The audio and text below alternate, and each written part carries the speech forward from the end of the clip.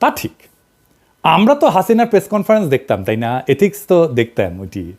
যারা 111 ঘটালো মিডিয়া থেকে, এথিক্স তো দেখছি, তাই না? ওইটি যারা ফ্যাসিবাদের বয়ান উৎপাদন করলো, এথিক্স তো দেখছি ওদের, তাই না? মিডিয়ার এথিক্স তো দেখলাম। যারা 21শে আগস্ট গ্রেনেড হামলার সময় এটা বিএনপির কাজ বলেছিল, এথিক্স তো দেখলাম। তারেক রহমানকে ডেমোনাইজ করে শয়তান হিসেবে প্রতিষ্ঠিত করার জন্য দিনের পর দিন প্রচারণা চালাইছে। খুব এথিক্স না? হ্যাঁ, বিজেএফের পাঠানোর টেক্সট ছেপে দিছে মিডিয়াগুলা, খুব এথিক্স না? স্বীকারও করিছে আবার মাহফুজা নাম। জঙ্গি নাটক সাজাইতো প্রথম আলো, ডেলি স্টার, খুব এথিক্স। পুরে বা আমার এথিক্স মারানি রে। কালবেলা সম্পাদক যায় আয়না ঘরে যায় আলেমদের টর্চার করার সময় ইন্টারোগেট করার টাইমে হাজির থাকতো, সেটা খুব এথিক্স না? আপনার এথিক্সের টিকি বান্ধা তো চিন্ময় প্রভুপাদের সাথে। মির্জা ভাই মির্জা আব্বাসকে গালি দিছে শুয়োরের বাচ্চা বলিয়া, তাই খুব ঘোষা হয়েছেন। আপনি রাজনীতি করতে আসবেন, গালি খাইবেন না? তাহলে মাস্টারি করেছিলেন, ওটাই করেন। ওবামাক ফিলিপাইনের প্রেসিডেন্ট বেশ্যার ছেলে বলে গালি দিছিল। পৃথিবীর সবচেয়ে ক্ষমতাধর লোককে বেশ্যার ছেলে বলে গালি দিছে, ওবামাক সহ্য করতে হয়েছে। আপনারাও গালি খাবেন, সহ্য করতে হবে। না সহ্য করতে পারলে হিমালয়ে গিয়ে সন্ন্যাসী হয়ে থাকেন।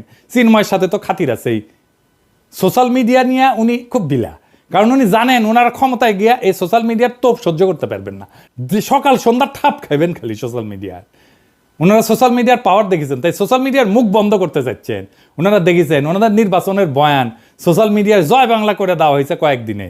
আবার কইছেন সোশ্যাল মিডিয়া কুতুব আবিষ্কার হয়েছে। শুনেন, সোশ্যাল মিডিয়াতে কিছু নতুন নতুন, আমি বলি কুতুব আবির্ভূত হয়েছে। তারা বাংলাদেশকে কোথায় নিয়ে যেতে চায় আমি জানি না। তাদের ভাষা, তাদের বাক্য, তাদের কথা, বক্তব্য সম্পূর্ণ বাংলাদেশকে একটা রাজনীতিকে নিয়ে যেতে চায়। তারা গণতন্ত্রের দিকে নিয়ে যেতে চায় না। কেন মির্জা ভাই কুতুব দেখে ডরাইছেন? আপনারা লড়াই করেছেন না কইছে? শোনান, আবার শোনান। এইটা সে ওরা নাকি লড়াই করেছে বাংলাদেশের স্বার্থ নিয়ে। কারণ এই বিএনপি একমাত্র দল যে প্রতিবার প্রতি বিপদে আপদে এই দেশে তারা রুখে দাঁড়িয়েছে, তারা এই সবসময় আপনার সে রক্ষা করেছে বিপদ থেকে। বিএনপি সেই দল যারা বাংলাদেশকে সমস্ত তার সংকট থেকে উদ্ধার করেছে। গপ্প মারান, দেশকে উদ্ধার করেছেন, গপ্প মারান।